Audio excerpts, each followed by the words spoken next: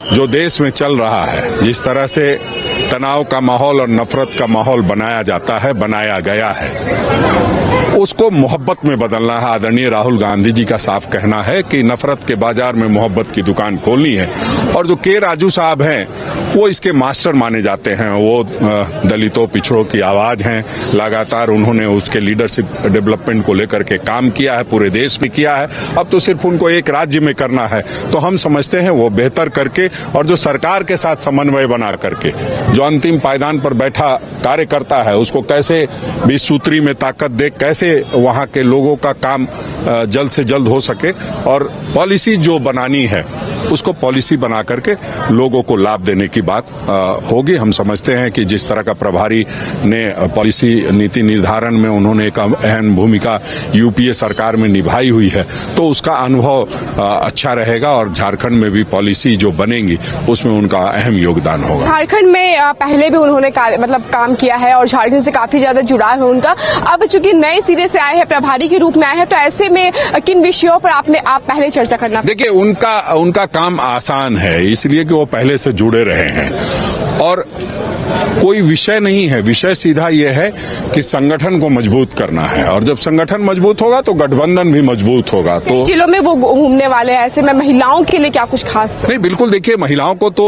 हमारी सरकार ने जो वादा किया था वो मैया बहन सम्मान योजना के तहत सम्मान देने का काम कर रहे हैं। और क्या क्या योजनाएं लाई जा सकती है, चूंकि इनका इसमें ये मास्टर हैं, मास्टर कहा जा सकता है इनको। जब ये अधिकारी थे तो इन्होंने तमाम इस तरह की योजनाओं को लाने का काम किया जो आज देश में जाने जाते हैं। तो मनरेगा जैसी जो योजना थी उसमें इनका एक अहम सोच कहीं न कहीं है। तो अभी बहुत सारी चीजें होनी है।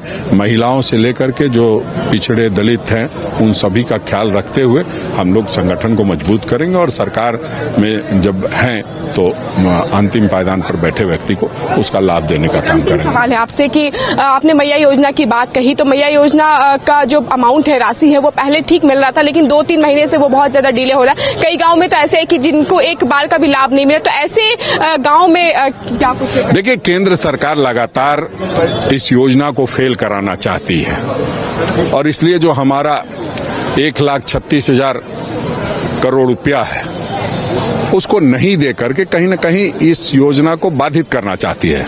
लेकिन हम लोग सत्ता चलाना जानते हैं, सत्ता चलाने का सहूर हमें है।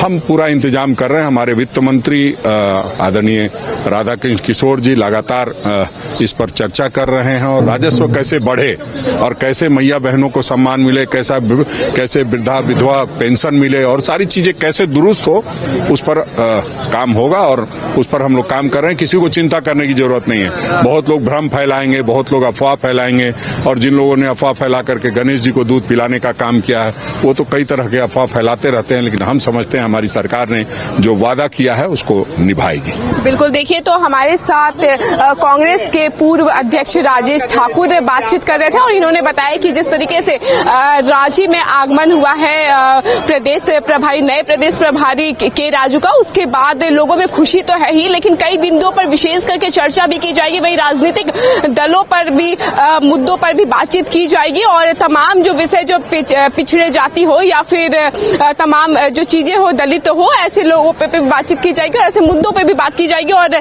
खास करके मैया सम्मान योजना का जो लाभ लोगों को नहीं मिल पा रहा, वो लाभ की बात भी की जाएगी और बैठक में देखिए तमाम मुद्दों पर चर्चा की जाएगी। फिलहाल हमारे साथ इतना ही। कैमरामैन अरुण के साथ मैं रानी गुप्ता, न्यूज़ डेस्क, रांची।